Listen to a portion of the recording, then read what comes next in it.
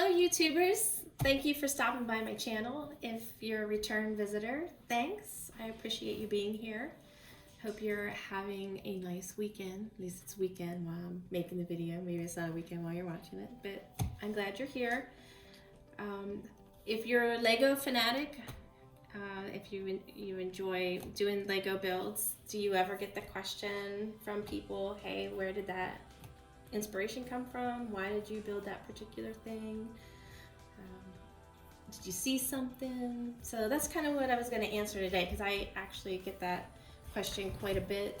You know, why did you build that? Because while I do enjoy the kits from Lego, especially the creative series, I also enjoy taking the bricks that I have from them and making something new.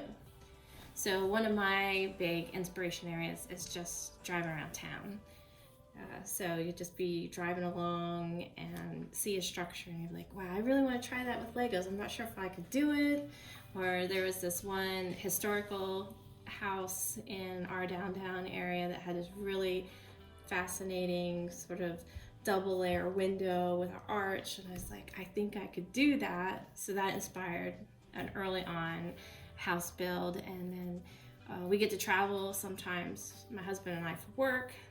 So it was like, there was this Chinese restaurant in Ithaca that had a really neat entranceway, and I thought, oh, I want to try building that. So one of the builds I have is from that. And Long Beach, California, oh my goodness, one of the most beautiful places on the planet, at least I have experienced personally.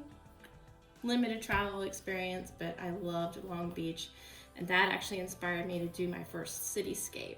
Now, it was just the beachfront, but yeah, that was a lot of fun to build. Especially, I usually build more of the Lego person size structures, and that was a new venture into mini Lego building. So that was a lot of fun.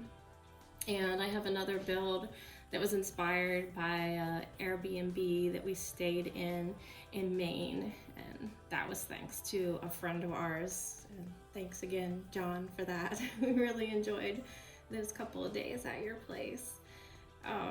So coronavirus, though, that changes everything. We can't go anywhere. So how do you get inspiration when your inspiration comes from traveling around? Now you're locked in your house. So for me, thankfully, about 2-3 weeks before this whole thing went down, I found this build in Scottsdale, Arizona. It's actually a Frank Lloyd Wright structure, and I think it's his winter house and may have been transformed into a school. Not totally sure, but it's like a multi-building complex. And there's tons and tons of pictures online that I could use, and I was starting to get some of the pieces together. And then I was like, you know, I really just can't tell from these online pictures what the overall complex looks like. And I thought, bookstore. Surely a bookstore would have, somebody has had to have a book about Frank Lloyd Wright and his buildings that would have some inspiring pictures in it. And I kind of wanted to do an art field trip anyway. So I went to our local bookstore. Well, I'm not going to tell you which one I went to because, well, we only have one in this tiny little podunk town that I evidently live in. And it's not even worth mentioning what bookstore it was. It was so lame. They only had one set of shelves, like a 3 bookshelves section that was arts and entertainment. Arts and entertainment mixed in. And I'm thinking, I can't see any other place in here that would possibly have architecture. And I went back and forth. And I finally asked the lady for help. And she's like, oh yeah, we have architecture section, follow me. And I followed her and went right back to that 3-section bookshelf area.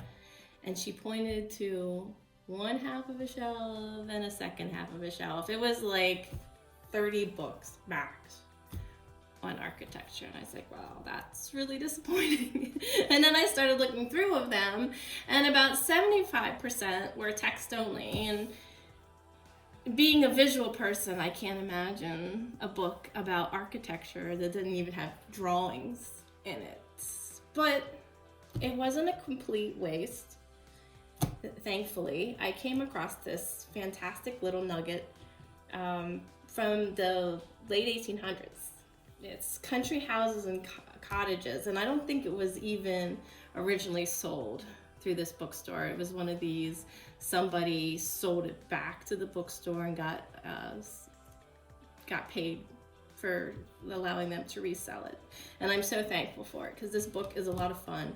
It doesn't look like much to begin with, but when you get inside, it has all sorts of interior schematics. And I just love building houses and figuring out how to make the rooms flow, and the staircases and kitchens are a ton of fun to me. It's just my thing. So I was like, this is a great find. And to boot, it was only $3.95. I was like, win! So I snatched it up. So I used this one for inspiration. Now, a lot of the roof areas on it, I just don't have the right collection of Legos to do some of these, some of the roofs that have the multi-dimensional dormers on them. Someday, it's on my wish list, maybe for Christmas, my family will hook me up. We'll see. So what I did instead was I pieced together elements that I liked and made my own thing. But there's all sorts of things that I will be able to use in here and ideas moving forward. So yes, I really like this book. This has been a lot of fun. This is actually the one that I used for my cottage build, which I have not posted yet, but watch for that to be coming out. So basically not from the windows up is completely different, but I tried to base everything on that build from this particular drawing. And cool feature, you could have this cottage in the late 1800s for $3,500. Think about it. So, but I did find one other book while I was at the bookstore, and I got it just kind of on a whim. Castles are fun, and this actually inspired my most recent build, which also isn't posted yet. I just completed it yesterday. I look forward to sharing that one with everybody. But this was a lot of fun, just to walk through. My cat and I spent one morning perusing it.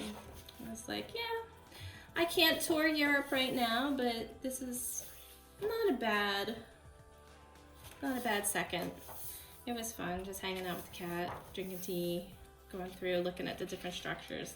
And again, a lot of this stuff, I can't do some of the things yet, or maybe I haven't figured it out. So I'm not really sure how you would build a turret in Legos. Maybe some of you out there in YouTube world have some ideas on that. Maybe you've seen some other things where you could share down in the comments and inspire all of the rest of us on how to do that.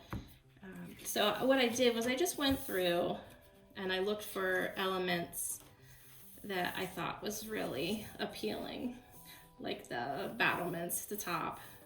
So I felt like that was something I could do. The moat, I definitely wanted to try building a moat. Many of these do.